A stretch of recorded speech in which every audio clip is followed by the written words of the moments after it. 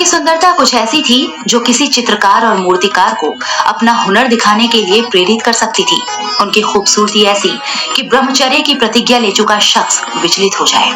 ईश्वर और मोक्ष एक तरफ हो और दूसरी ओर इनकी खूबसूरती, किसी एक को चुनने का विकल्प दिया जाए तो मुश्किल का सबब हो सकता था। उस दौर में कुछ ऐसा था फराह नाज का हुस्न। थोड़ा और करीब से जानना है तो समझ लीजिए, यह तब्बू की सगी बड़ी बहन बिंदु दारा सिंह की पूर्व पत्नी और शबाना आजमी की भतीजी हैं।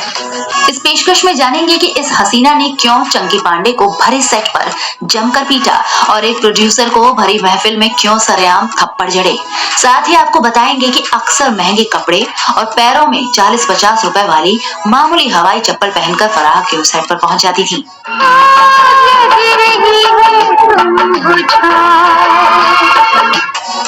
साथ ही जानेंगे कि शूटिंग से लौटकर वो डेली रात को किस बात के गम में वोदका पीती थी।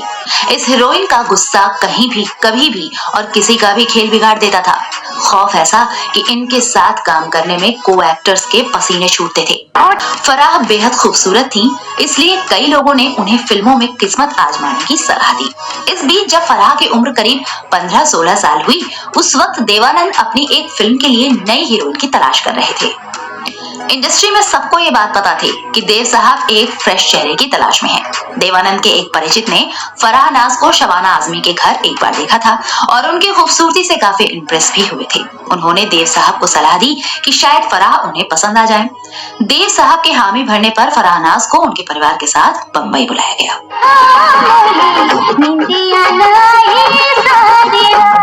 अपने परिवार के साथ हैदराबाद से बंबई आकर फराह देवानंद से मिली तो देखते ही देव साहब को मानो मनचाही हीरोइन मिल गई। वो भी फराह की खूबसूरती देखकर काफी खुश हुए और उनकी माँ से कहा कि फराह को अपनी अगली फिल्म में हीरोइन के रूप में लॉन्च कर रहे हैं। पूरे परिवार की खुशी का ठिकाना नहीं था। इसी दौरान देवानंद के दोस्त यश चोपड़ा भी अपनी नई फिल्म फासले के लिए हीरोइन ढूंढ रहे थे, जिसमें वो गायक महेंद्र कपूर के बेटे रोहन कपूर को लॉन्च करने वाले थे।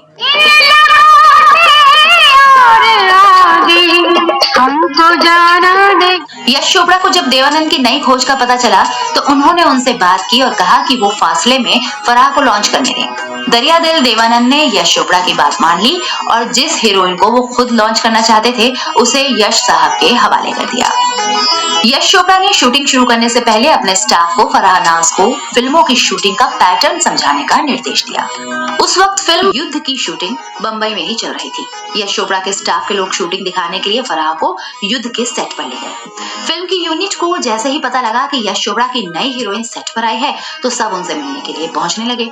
इसी बीच फिल्म इंडस्ट्री का एक बड़ा शख्स फराह से मिलने पहुंचा। जब जब तेरी नजर से मिलती है मेरी नजर। फराह बिल्कुल सामान्य से कपड़ों में थी और जो चप्पल उनके पैरों में थी वो टूटी हुई थी।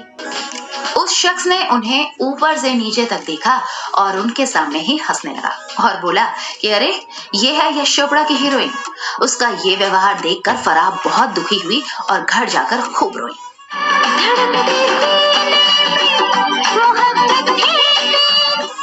खैर, फिल्म फासले की शूटिंग शुरू हुई और 1986 में रिलीज होने के बाद कुछ खास नहीं चली, लेकिन फराह नाज की चर्चा हर तरफ थी। उनकी खूबसूरती और स्क्रीन प्रेजेंस का कायल हर डायरेक्टर प्रोड्यूसर हो चुका था। बड़े बड़े निर्देशक उन्हें साइन करना चाहते थे। इसके बाद तो फराह नाज को जो नाम, शोहरत और दौलत नसीब हुई वो बहुत कम लोगों के हिस्से में आती है। एक के बाद एक फराह कई हिट फिल्मों का हिस्सा रही। इसमें मरते दम तक, नसीब अपना अपना, लव 86, ईमानदार, घर घर की कहानी, दिल जला, रखवाला जैसी फिल्में शामिल हैं।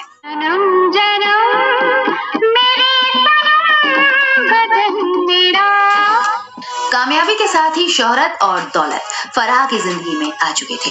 अब उनके पास बंबई में घर, गाड़ी, महंगे स्टाइलिश कपड़े, सब कुछ था, लेकिन अपने टूटे चप्पल पर हंसने वाले उस शख्स को वो भूल नहीं पाई। उसे फराह ने काफी ढूंढा, लेकिन उसका पता नहीं लग सका। वो शख्स तो नहीं मिला, लेकिन वो फिल्मी सेट पर महंगे कपड़े और पैरों में ऑर्डिनरी रबर के स्लीपर पहनकर जाती थी।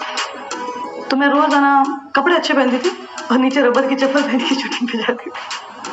इसके साथ ही फराह हमारा खानदान, वो फिर आएगी, वीरू दादा, बाप एक नंबरी बेटा 10 नंबरी, बेगुनाह और मुकाबला जैसी हिट फिल्मों का भी हिस्सा थी। जेपी दत्ता की फिल्म यतीम में भी उनकी एक्टिंग की तारीफ हुई। मैंने भी एक गीत लिखा है तेरी सूरत देखकर। 1990 के दशक में उन्होंने आमिर खान के साथ 2 फिल्मों जवानी जिंदाबाद और इसी का नाम जिंदगी में काम किया, लेकिन दोनों ही बॉक्स ऑफिस पर फ्लॉप रही। इसके अलावा उन्हें खुदा गवाह के लिए भी साइन किया गया था और कुछ सीन शूट भी किए गए थे, लेकिन देरी की वजह से बाद में शिल्पा शिरोडकर को इनकी जगह रिप्लेस कर दिया गया।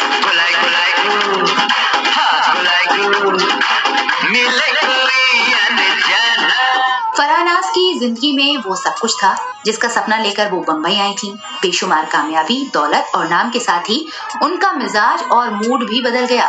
अब वो पहले वाली सीधी सादी फराह नहीं, बल्कि उस दौर की हिंदी सिनेमा की सबसे गुस्सैल गर्ल बन चुकी थी। कब किस बात पर इनका मूड खराब हो जाए कहा नहीं जा सकता था। फराह नाज़ का गुस्सा हमेशा नाक पर ही रहता था।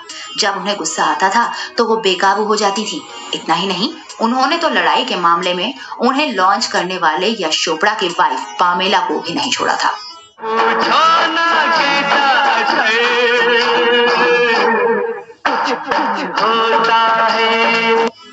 इतना ही नहीं, कई मौकों पर तो इन्होंने कई जाने माने लोगों की पिटाई तक कर दी। पहला किस्सा चंकी पांडे से जुड़ा है।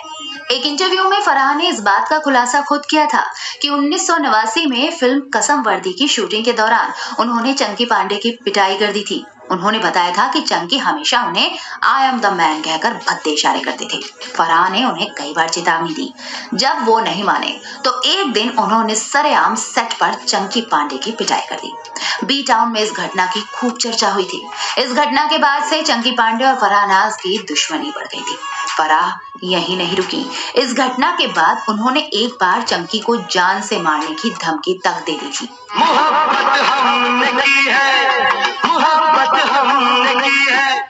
चंकी पांडे के अलावा इस गुस्सैल गर्ल का निशाना एक प्रोड्यूसर भी बना। बताया जाता है कि फिल्म डायरेक्टर जेपी दत्ता की पार्टी चल रही थी। तमाम जाने माने लोग इस पार्टी में मौजूद थे। फराह भी पहुंची थी। इसी दौरान फिल्म मेकर फारूक नाडियाडवाला ने फराह को बियर पीने का ऑफर दिया। इस पर फराह भड़क गई और उनका झगड़ा हो गया। इसी दौरान उन्होंने प्रोड्यूसर को थप्पड़ जड़ दिया था।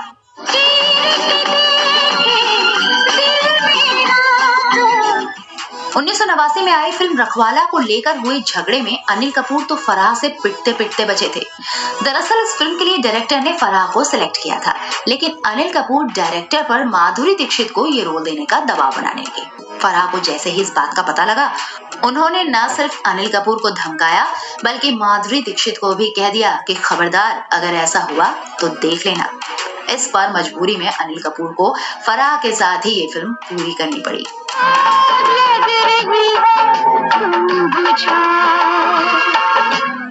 अगर बात करें फराह नाज़ के अफेयर्स की, तो वो अपनी पहली ही मूवी में यश चोपड़ा के असिस्टेंट राजेश शेट्टी से दिल लगा बैठी थी। उस दौर में उन्होंने काफी वक्त तक अपने रिलेशनशिप को छुपा कर रखा, लेकिन जब राजेश शेट्टी ने बतौर डायरेक्टर 1990 में फिल्म जीने दो बनाई, तो इसमें उन्होंने फराह को कास्ट किया।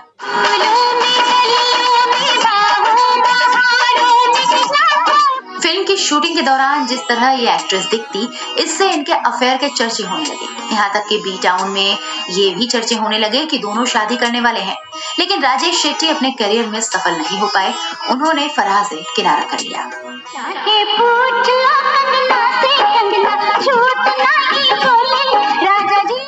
इसके बाद फराह की जिंदगी में बिंदु दारा सिंह आए। बिंदु फराह की छोटी बहन तब्बू के साथ एक्टिंग स्कूल में पढ़ते थे। एक इंटरव्यू में फराह ने बताया था कि तब्बू और वो कयामत से कयामत तक फिल्म देखने गए थे। बिंदु पहली बार वहीं 10 मिनट के लिए मिले थे और दूसरी मुलाकात में सीधे उन्होंने शादी के लिए प्रपोज कर दिया, जबकि वो ठीक से बिंदु को पहचानती भी नहीं थी। इसी बीच दारा सिंह के डायरेक्शन में बनी पंजाबी फिल्म रब दियां राखां में बिंदु और फराह ने साथ काम किया। इसी दौरान नजदीकियां बढ़ी तो दोनों ने अपने घर वालों से शादी के लिए परमिशन मांगी। शादी के लिए फराह के घर वाले तैयार नहीं थे, क्योंकि फराह एक सफल अभिनेत्री थी, लेकिन बिंदु फिल्मों के लिए स्ट्रगल कर रहे थे। दूसरा, दोनों का धर्म अलग था। बिंदु के घर वाले चाहते थे कि हिंदू रीति रिवाज से शादी हो, जबकि फराह की माँ निकाह के पक्ष में थी। बात नहीं बनी तो दोनों ने 1996 में घर वालों के खिलाफ कोर्ट मैरिज कर ली। कहा तो यहाँ तक जाता है कि जब दोनों की शादी हुई, उस वक्त फराह प्रेग्नेंट थी। जन्म जन्म मेरे सनम बदन मेरा बढ़ा रही। 1997 में फराह ने बेटे फतेह रंधावा को जन्म दिया। इस बीच दोनों के पारिवारिक झगड़े सामने आने लगे क्योंकि दारा सिंह चाहते थे कि फराह शादी के बाद फिल्मों से दूर रहें और घर संभालें। परिवार के दबाव में फराह ने काम करना छोड़ दिया। कहा जाता है कि फराह ने कई बार अपने ससुर दारा सिंह को भी खरी खोटी सुना दी थी। झगड़े ज्यादा बढ़े तो फराह अपने बेटे के साथ घर छोड़कर अलग रहने लगी। इस तरह शादी के 6 साल बाद 2002 में दोनों का तलाक हो गया। तलाक के 1 साल बाद फराह ने 2003 में अभिनेता सुमित सहगल से शादी रचाई। वहीं 2005 में बिंदु ने एक रूसी मॉडल डीनो उमारोवा से शादी कर ली। एक तरफ जहां फराह की निजी जिंदगी में उथल-पुथल हुई, वहीं कई गलत फैसले उनके करियर पर भारी पड़े। दूसरा, उनका गुस्सा और गुरूर भी बहुत हद तक तमाम लोगों को उनसे दूर कर चुका था। इसके अलावा राजेश शेट्टी से ब्रेकअप और बिंदु से तलाक के बाद वो नशे की लत में पड़ गई थी। उनको काम मिलने बंद होने लगे थे, जिससे वो गम में डूबती जा रही थी। वो दिन में शूटिंग करती थी और रात में वोदका पीकर सो जाती थी।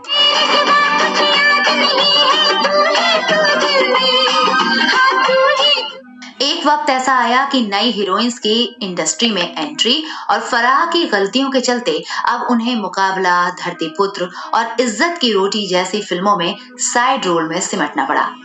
लेकिन 1993 से 1996 के बीच उनकी ज्यादातर फिल्में फ्लॉप रहीं। हालांकि फिल्म सौतेला भाई की सराहना हुई थी। कुछ फिल्मों में फराह ने आइटम नंबर भी किए।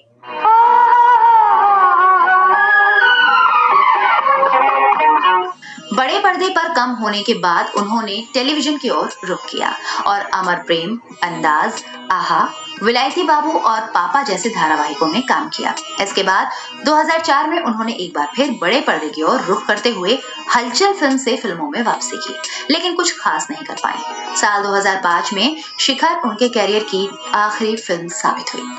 फराह ने अपने समय के लगभग सभी बड़े स्टार्स के साथ काम किया, जिनमें राजेश खन्ना, ऋषि कपूर, संजय दत्त, सनी देओल, अनिल कपूर, जैकी श्रॉफ, आमिर खान, मिथुन चक्रवर्ती, गोविंदा और आदित्य पंचोली शामिल हैं। 2005 में फिल्मों से दूरी बनाने के बाद आमतौर पर फिल्मी पार्टीज और प्रोग्राम्स में हिस्सा नहीं लेती हैं। 2014 में शाहिद कपूर की फिल्म हैदर के ट्रेलर लॉन्च के मौके पर फराह काफी सालों बाद नजर आई थी।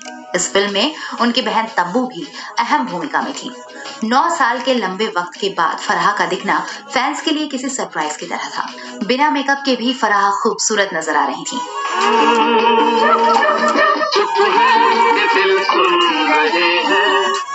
तो ये थी एक टैलेंटेड हीरोइन फराह नाज की कहानी, जो अपनी गलतियों की वजह से गुमनामी के ऐसे गर्त में पहुंच गई जहां से कभी वापसी मुमकिन नहीं हो सकी। हम उम्मीद करते हैं कि ये पेशकश आपको पसंद आई होगी। चैनल सब्सक्राइब करने की गुजारिश के साथ आपसे विदा लेती हूँ।